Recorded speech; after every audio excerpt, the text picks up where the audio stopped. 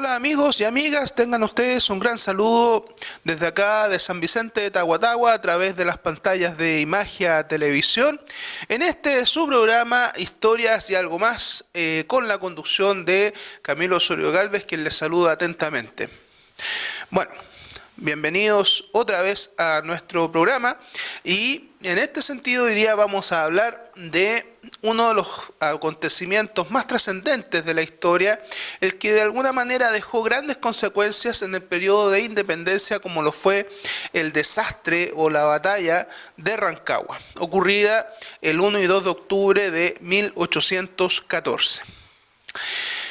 Sí, como hemos dicho, de alguna forma los hechos históricos o las batallas propiamente tal no son cosas del azar. De alguna forma son una concatenación de hechos que llevan al episodio culminante, que es una batalla, que como lo dijimos en otra ocasión, la diferencia con el combate es que es una acción que deja grandes consecuencias en la decisión de una guerra y por lo tanto en la conducción militar posterior. Entonces, por eso es que es una batalla, un gran desastre ocurrido en 1814.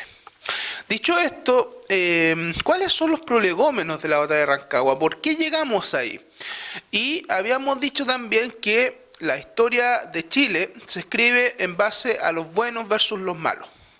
Entonces, ¿cómo se produce un relato histórico que de alguna forma niega al enemigo y anula al enemigo? Esto es porque de alguna forma los vencedores, como dice Heródoto, la historia la escriben los vencedores. También hay una historia de los vencidos, hay una historia B, que impacta también en la memoria del cómo se recuerdan ciertos hechos y sobre todo en el caso de las guerras, de alguna forma las sociedades o la historia de las sociedades, como lo plantea Paul Ricoeur, están o recuerdan cosas que les provocan dolor, cosas que les provocan daño. Entonces hay una memoria patológica, el concepto griego del patos, que de alguna forma condiciona el recuerdo y condiciona también cómo se conmemora esta acción. Y de hecho los hechos de identidad de un pueblo de alguna forma recuerdan la violencia y recuerdan la guerra. Esto es un punto que es un poco más profundo de tratar y que lo trataremos en otra ocasión, pero para que quede un poco claro, la mayoría de los feriados en un calendario corresponden a hechos importantes que de alguna forma tuvieron un derramamiento de sangre.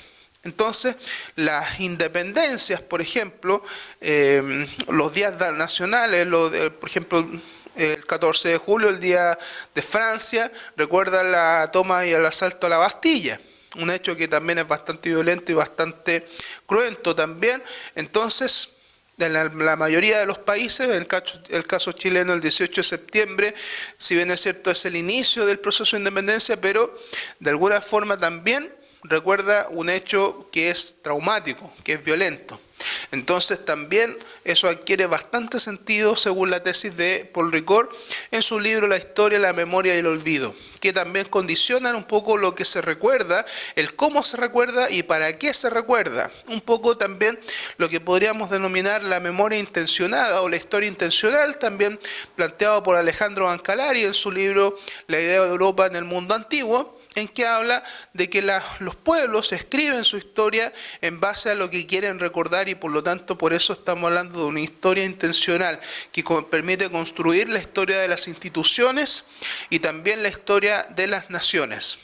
Porque de alguna manera uno quiere contar lo que de alguna forma le es más valiente o le es más beneficioso.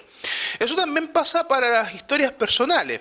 Por eso es que en la memoria hay un debate tremendo y que no se ha zanjado del todo, si es que podemos hablar de una memoria social, de una memoria colectiva, o solamente es un fenómeno personal que es llevado a comprender una realidad más grande como sería la memoria social. Es como lo que plantea también Gabriel Salazar en su libro Las dolencias históricas de la memoria ciudadana, editorial universitaria, año 2010, que también, ¿no es cierto?, plantea un poco que las memorias o lo que se recuerda de alguna forma tiene que ver con el dolor. Es un tema que es más profundo, podríamos desarrollarlo en otra ocasión, pero para hablar de la batalla de Rancagua también tenemos que situarnos en los prolegómenos de esta batalla. ¿Qué es lo que ocurre en el proceso de independencia o en este proceso que busca la independencia? Porque también sabemos que la independencia se logra el 12 de febrero de 1818, cuando se proclama en Talca, la proclama Bernardo O'Higgins. ¿Y por qué en Talca? Lo vamos a dilucidar en un rato más, porque de alguna forma tiene que ver con el inicio de este proceso. Estamos hablando de la batalla de Rancagua y ¿qué es lo que nos lleva a la batalla de Rancagua? Tenemos varios hechos particulares que nos permiten decir que de alguna forma la derrota del ejército patriota se veía venir. O sea, tampoco no es algo al azar, no es que los patriotas sean derrotados de forma aleatoria, sino que venían ciertas divisiones al interior del dispositivo patriota, más específicamente entre los jefes patriotas o insurgentes, porque también vamos a decir que como la historia de la independencia se escribe de los buenos versus los malos, o la forma de escribir historia en algún tiempo en Chile fue de esa forma, de escribir sobre los héroes o sobre los buenos versus los malos. En el tiempo de la independencia los patriotas no eran llamados patriotas. Estamos hablando de insurgentes, de traidores. Entonces, por eso es que los patriotas, los verdaderos patriotas, son los realistas que defienden la causa del rey. Monarquistas, no realistas, monarquistas versus los insurgentes o contramonarquistas. Esto lo explica Cristian Guerrero Lira en su libro La Contrarrevolución de la Independencia en Chile, año 2008, en que de alguna forma nos plantea en profundidad por qué se denomina de esta forma y no de la forma tradicional como lo han denominado los historiadores y como siguen denominándolo en lo que es la historia oficial.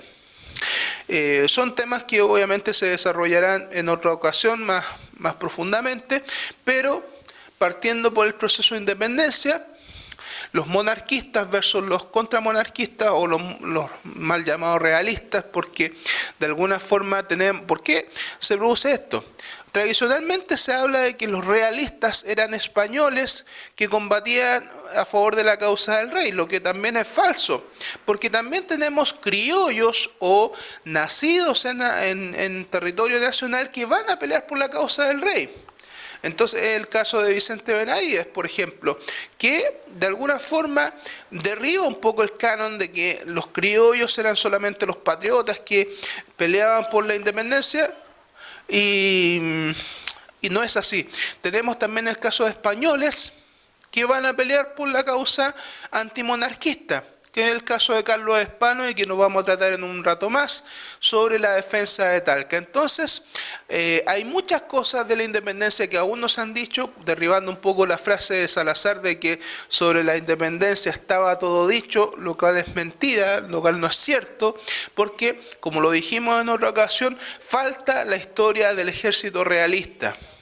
Los archivos están, pero no hay estudios o no ha sido objeto de investigación por parte de los historiadores hablar de la historia del ejército realista, lo que también es un vacío tremendo en la bibliografía y en la comprensión del fenómeno de la independencia, un fenómeno sociológico y también un fenómeno historiográfico.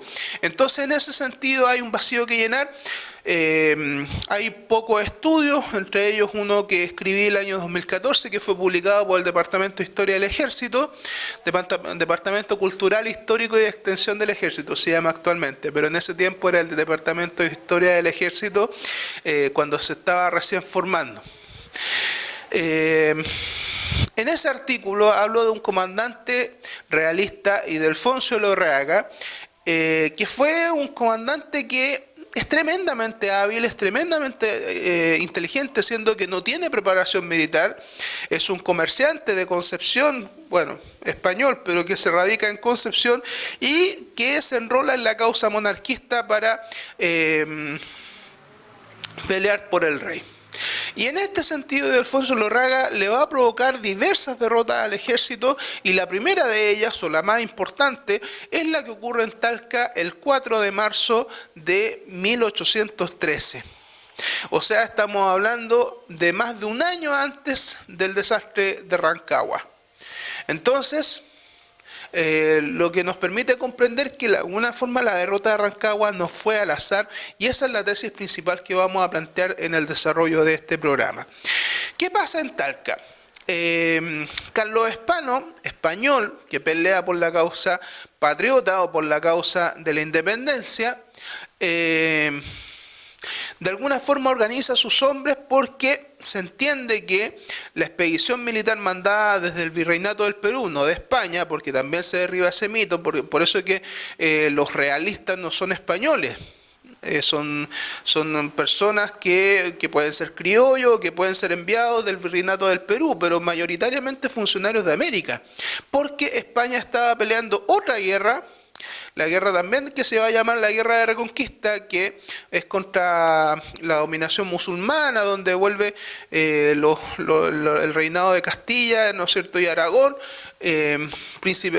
apoyado por el reino de Asturias. Entonces, a España no le interesa lo que está ocurriendo en las provincias americanas, por lo tanto, el problema de la independencia es un problema del virreinato, no es un problema de la metrópoli en España.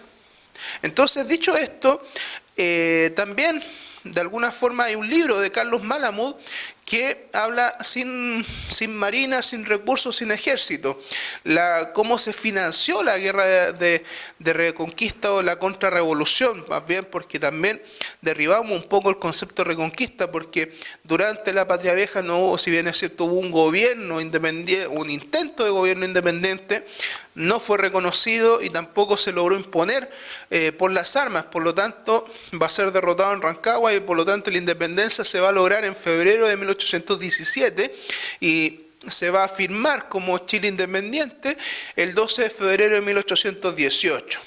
En Talca. ¿Y por qué en Talca? Porque de alguna forma O'Higgins siente una devoción especial por Talca, porque volvemos a la defensa de Talca del año 1813, es ahí donde inicia prácticamente el proceso militar de la independencia. Entonces, ¿qué es lo que ocurre en Talca? Está siendo Carlos Espano asediado por los monarquistas, o por los realistas, como quieran llamarlo, y Alfonso Lorraga, antes de acometer o arremeter militarmente, le manda cartas a Carlos Espano, le manda dos cartas. Una fechada el 3 de marzo, que le dice que están cerca, y le dice que se intima rendición. Era una práctica habitual en los campos de batalla, cuando se iban a enfrentar dos enemigos, enviar una carta de parlamento para evitar el derramamiento de sangre. Es una costumbre que se ha perdido con respecto a las guerras de la actualidad, pero entendiendo que la guerra también es un fenómeno o es un enfrentamiento entre caballeros.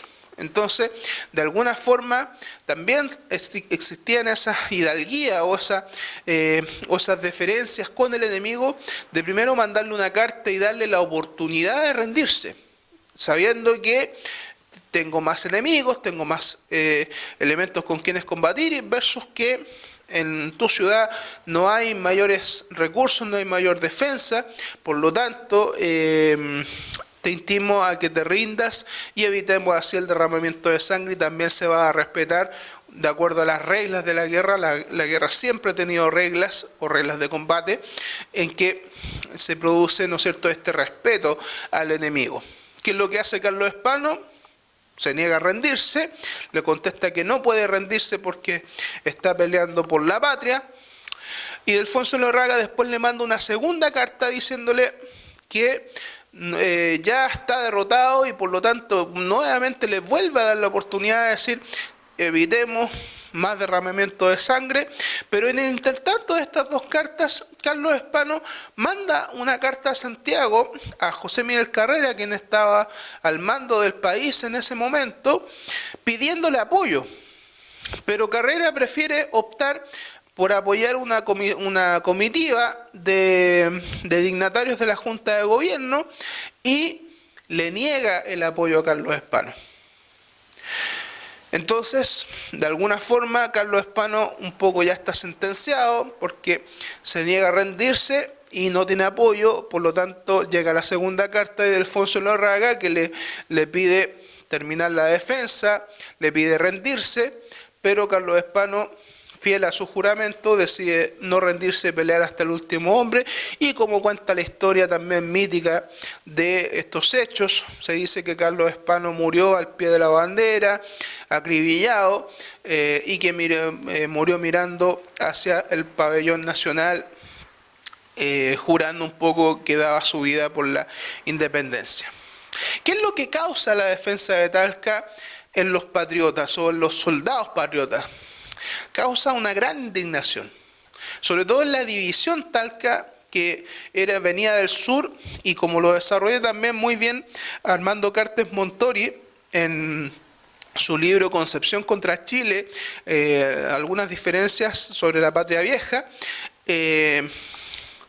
Se creía que existía Santiago versus Chile, y todavía el centralismo está bastante presente en la historiografía y también, ¿no es cierto?, en la política. O sea, todo lo importante está en Santiago. Y por lo tanto, en las regiones hay un desmedro de las regiones, y eso siempre ha ocurrido. Y siempre ha ocurrido desde los tiempos de la independencia. Entonces, de alguna forma surgen dos centros políticos, como es Santiago versus Concepción, y en este libro de Armando Cartes Montori, editado el año 2011, habla un poco de esa situación. Entonces, cómo se va dando esta lucha y donde de alguna forma las decisiones de Santiago impactan en el sur y no son muy bienvenidas en el sur. Entonces, por eso que la defensa de Talca o la derrota en Talca causa una gran indignación contra el general Carrera.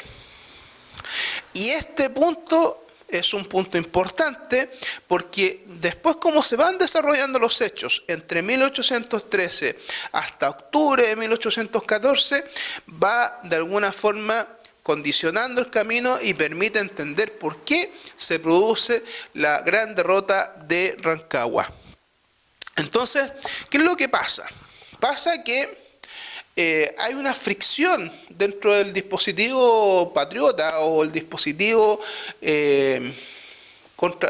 revolucionario, y esta fricción se va a reflejar un poco en las desavenencias que ocurren en los jefes patriotas, entendiendo que O'Higgins viene del sur, viene de Chillán, a representar a Chillán o representar al sur en el Congreso.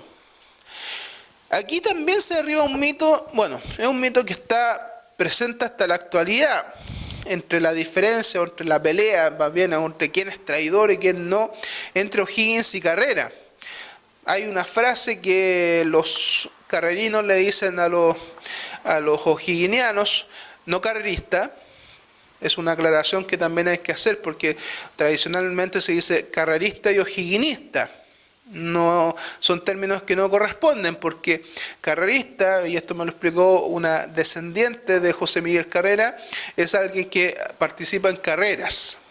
Los descendientes de José Miguel y los que son adherentes a su causa se refieren a sí mismos como carrerinos. Eso también hay que aclararlo. Y los o'higginianos, no o'higginistas, son o'higginianos, son los que también perpetúan la memoria de O'Higgins. ¿Qué es lo que pasa? Los carrerinos le van a decir a los o'higginianos: es mejor ser lacho que guacho. Insultos de la época. Lacho porque se supone que Carrera tenía fama de ser mujeriego, lo que no es cierto. Los mujeriegos eran sus hermanos, Juan José y Luis Carrera, versus lo que los o'higginianos le van a decir: es mejor ser guacho que lacho. Es una diferencia que todavía no se zanja porque de alguna manera se mantiene este desacuerdo, este odio que había entre los dos jefes patriotas, y este odio va a ser, o esta fricción va a ser porque Carrera no manda apoyo a Talca y de alguna forma se pierden una gran cantidad de hombres, una gran cantidad de soldados, y esto va a causar una cierta indignación en el sur. ¿Qué es lo que pasa después? Se van perdiendo batallas. Carrera pierde en el sur, se ve obligado a escapar por el río Itata. Hay toda unas escaramuzas que de alguna forma permiten comprender que el ejército patriota no está preparado para enfrentar una guerra. Entonces se van sucediendo ciertas derrotas hasta que llegamos a las grandes fricciones ocurridas después del segundo golpe de Estado de José Miguel Carrera, que derroca al director supremo Francisco de la Lastra. Este hecho ocurrido en 1814, en agosto de 1814, después de la firma del Tratado de Lircay, donde se supone que se establece una tregua entre los patriotas y los realistas o los monarquistas para que en el fondo fue un intercambio prisionero, no fue un tratado de paz, porque se entiende que la guerra continúa. O sea, todavía no estamos hablando de una imposición por parte del enemigo o un quebrantamiento de la voluntad de combate.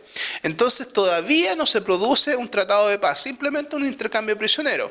Y como Francisco de la Lastra firma el Tratado de Lircay, Carrera, indignado porque entiende que se van a rendir ante el enemigo, efectúa un golpe de Estado, derroca a Francisco de la Lastra, y eso ya causa la indignación final en la división Talca. Eso ya causa que la gente del sur se reúne en consejo de guerra y deciden marchar a Santiago para derrocar a Carrera.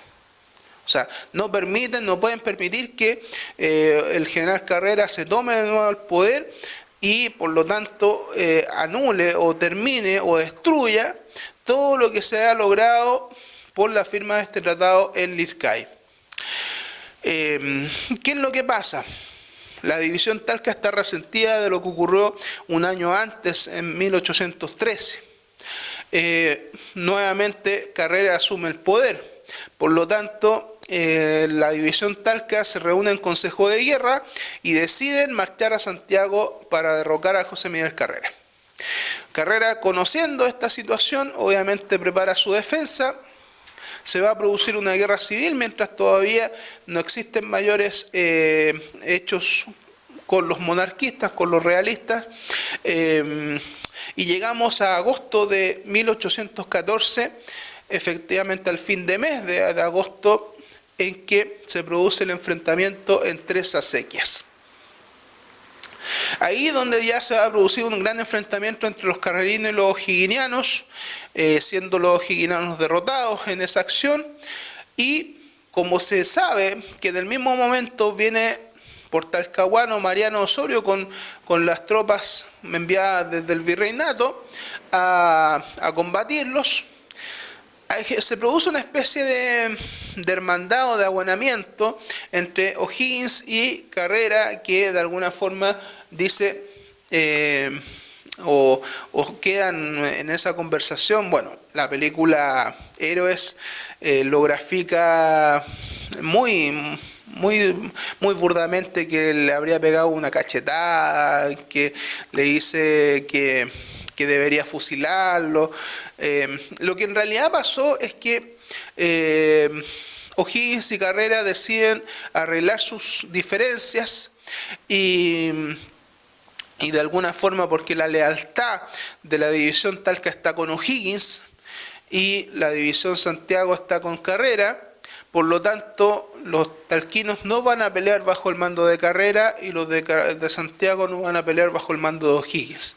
Entonces, para combatir y para unir las tropas, entonces ambos jefes deciden pasearse del brazo frente a las tropas formadas, dando un mensaje de que aquí estamos unidos por una causa común y las diferencias personales las resolveremos en otro momento. Y Carrera y O'Higgins no eran enemigos propiamente tal, sino que en las cartas que se conservan se refieren en muy buenos términos entre una persona y otra. Entonces también ese odio viene cuando se ya perpetúa después de Rancagua. Vamos a llegar ahí en un momento más. Pero estamos entre acequias donde ya finalmente los jefes patriotas se unen, se abrazan y pasan del brazo unido frente a las tropas, dando este mensaje de unidad, porque viene un enemigo que, mientras los patriotas o los insurgentes o los revolucionarios están peleando entre ellos, viene este ejército marchando desde el sur al norte con la intención de recuperar Santiago. Entonces, obviamente, los patriotas o los revolucionarios no pueden permitirse ser derrotados. Entonces, como se ve que Mariano Osorio está viniendo desde el sur sin resistencia, porque los soldados que tienen que resistir están peleando entre ellos, entonces se decide ya, vamos a abuenarnos, vamos a establecer la paz y después nos arreglaremos en forma personal qué es lo que lo vamos a resolver. Carrera sigue al mando y se decide que hay que enfrentar a Mariano Osorio en alguna parte. Lamentablemente uno de los factores de Rancagua es que de todos los lugares que eligieron el peor. Porque eligieron una ciudad donde tiene 4 entradas y si le cierran las 4 entradas quedan encerrados al interior y no pueden escapar, que es lo que finalmente ocurrió. ¿Qué es lo que? Bueno, aquí también hay otra desaveniencia entre los carrerinos y los o'higginianos, ¿no es cierto? Que los carrerinos van a decir, el general Carrera le dijo o le ordenó a O'Higgins que la resistencia debía hacerse en la angostura de Paine. Y según ellos, O'Higgins tosudamente se resiste en el sur, se resiste en Rancagua y eligiendo el peor lugar para presentar una resistencia. ¿Cuál es la defensa de O'Higgins? ¿Por qué no se produce la defensa en la angostura de Paine? Siendo que era un lugar estratégicamente bastante importante y donde podía haber habido una victoria en este enfrentamiento. O'Higgins le dice, si nosotros nos defendemos en Paine, el enemigo va a caer sobre Santiago sin disparar un solo tiro por la cuesta de Echada. Entonces, a través de la cuesta de Echada, en el sector va a llegar a Santiago y va a burlar el dispositivo patriota apostado en Paine. Por lo tanto, hay que defenderlos antes, hay que enfrentarlos antes de que crucen San Fernando o antes de que crucen la sexta región. Entonces, en las cartas que le manda O'Higgins, le dice, el mejor lugar para presentar esta resistencia es Rancagua. Y ahí Carrera entiende que, bueno, de hecho, Carrera mantiene su plan de la defensa en Paine y mantiene a sus soldados en Paine, mientras que O'Higgins mantiene su idea de defenderse en Rancagua.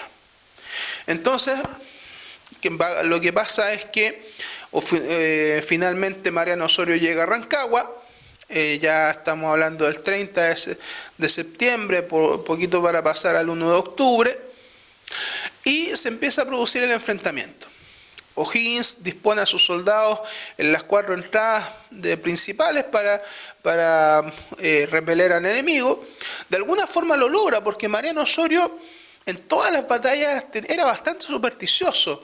Se encomienda a la Virgen, a la Virgen María, y le pide que de alguna forma interceda por él para ganar la batalla. O sea, también estamos hablando de que un oficial que no tiene grandes habilidades estratégicas, a diferencia de Francisco Casimiro Marcó del Pont, que sí es un comandante que va a ganarse sus galones o sus grados en combate, derribando también el mito de la homosexualidad de Francisco Casimiro Marcó del Pont. Lo dijimos en otro programa, es que no hay pruebas no hay documentos que prueben que fuera homosexual. Eso también lo dejamos claro en otra ocasión. Pero volviendo un poco ya a Mariano Osorio, se le dice que es un comandante bastante estúpido. De hecho, en la pintura que se retrata a Mariano Osorio, era una forma de aprender historia también a través de la iconografía. En la leyenda se ve que es un comandante estúpido, que eso está en el Museo Histórico de Santiago. Que es un comandante estúpido y sonso, que carece de inteligencia. Entonces volvemos al punto que la historia se escribe de eso, de los buenos versus los malos. O sea, el enemigo es malo, es tonto, es estúpido, y todos los defectos que tiene por haber y por haber. Entonces la derrota del enemigo es un hecho necesario, porque finalmente los ganadores son inteligentes, son hábiles, tienen virtudes militares, virtudes cardinales. Entonces son modelos que finalmente están tan llenos de virtud que no te sirven para modelar el carácter de otra persona. Eso finalmente pasa con algunos héroes del Panteón Nacional, porque de alguna forma hay que humanizarlos y entender que fueron hombres y mujeres que tomaron decisiones en algún minuto y que fueron humanos y cometieron también sus errores. Por lo tanto, tienen luces y sombras. Entonces, ocurre el enfrentamiento en Rancagua. Empiezan a las escaramuzas iniciales. Osorio viene con más soldados y tiene más soldados que O'Higgins. Y se va produciendo el enfrentamiento en las 4 entradas de la plaza. Poco a poco el desgaste empieza a mermar. ¿Y por qué se va derrotando Rancagua? Porque bueno, Juan José está en Rancagua y es el oficial de más alto rango, pero en una opción que todavía no se permite comprender, él le cede el mando de la defensa a O'Higgins, siendo que es O'Higgins un oficial de menor rango, que era coronel. Entonces le dice que él no puede mantener la defensa, que no está capacitado y que confía en las habilidades de O'Higgins para mantener la resistencia. Entonces Juan José Carrera le entrega el mando a O'Higgins y se va a Rancagua. Nadie, ningún historiador, ninguna persona ha podido explicar cómo Juan José logra salir de Rancagua si ya estaban encerrados. Hay algunas versiones que dicen que salió disfrazado de mujer. También, ¿no es cierto?, el hecho es que O'Higgins va a disfrazar a un soldado de mujer para permitirle pedirle apoyo a Carrera, que está en Paine. Lo logra salir.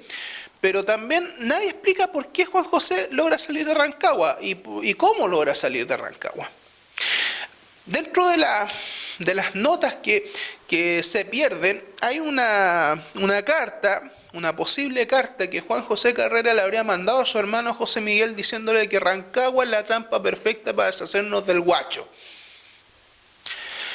Es un tema polémico porque esta nota ha sido negada y no se ha encontrado el documento efectivo que realmente lo dice, pero sin embargo, si lo vemos de otra perspectiva, permite entender de mejor forma qué es lo que pasa.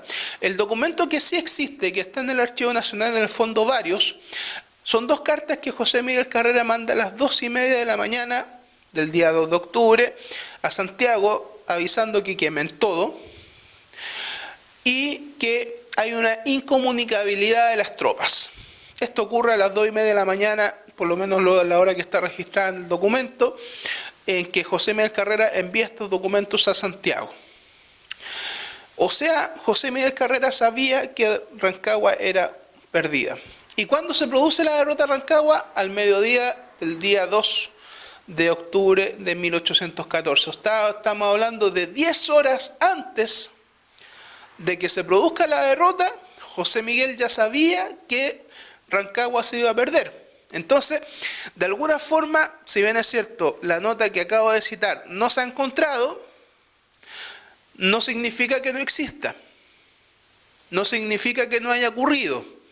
Entonces, lo que nos permite entender por qué de alguna forma los jefes patriotas están en desacuerdo. Y de hecho, ¿quiénes están en Rancagua? Está la división Talca, la división misma que se enfrentó a Carrera entre Acequia. Entonces, de alguna forma quiere sentido que matamos de un pájaro de un tiro. O sea, Carrera entiende que Rancagua se va a perder la causa, él permite escaparse y de alguna forma termina con sus problemas internos, ¿no es cierto?, deshaciéndose de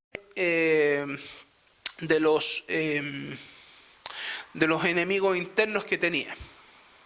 Eso es una tesis para más largo de alguna forma y que también no es la intención de este programa ni de este servidor enlodar la figura de Carrera, pero en el fondo se presentan los hechos.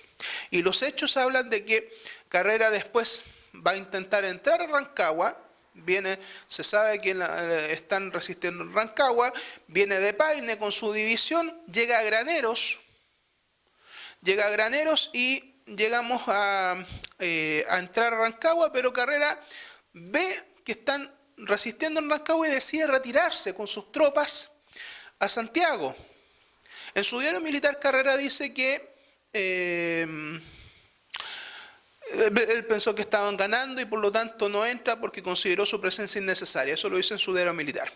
Pero este hecho particular hace que Mariano Osorio entienda que los que están en Rancagua están solos. Se produce el séptimo asalto realista que permite derribar la resistencia patriota y ya aquí la batalla se decide, ¿no es cierto? Rancagua es perdida y O'Higgins va a culpar a Carrera de esta derrota y este hecho particular de la huida de Carrera a Santiago va a condicionar también de que ya finalmente estos dos jefes se odien a muerte y que las consecuencias de Rancagua, O'Higgins y Carrera se van a Mendoza, llegan juntos de hecho, pero San Martín ya estaba más inclinado a favor de O'Higgins y Carrera no va a volver al país y va a ser fusilado en Mendoza posteriormente, tema que trataremos en otra ocasión. Bueno, llegando al final de nuestro programa, como es habitual, tenemos nuestra recomendación de libros, tenemos El último bastión de Ricardo Figueroa Barrera, libro de ediciones Rancagua, lo pueden encontrar en el Museo de Rancagua. Es un estudio bastante interesante sobre la batalla, nos permite otra perspectiva hecha por un investigador que de alguna forma se ha dedicado a investigar la batalla de Rancagua y tenemos Introducción a la historia de Marc Bloch. Este libro ha sido editado también como apología por la historia, es un libro bastante interesante que nos permite comprender cómo se produce o cómo se escribe la historia y para qué sirve. Es un libro que es bastante recomendado de leer. Bueno, hasta aquí hemos llegado con nuestro programa, Historias y algo más. Esperamos que tengan una buena vida, buena salud, sobre todo en este contexto, así que nos despedimos atentamente desde las pantallas de Imagen Televisión en este su programa Historias y algo más y nos vemos en otra ocasión.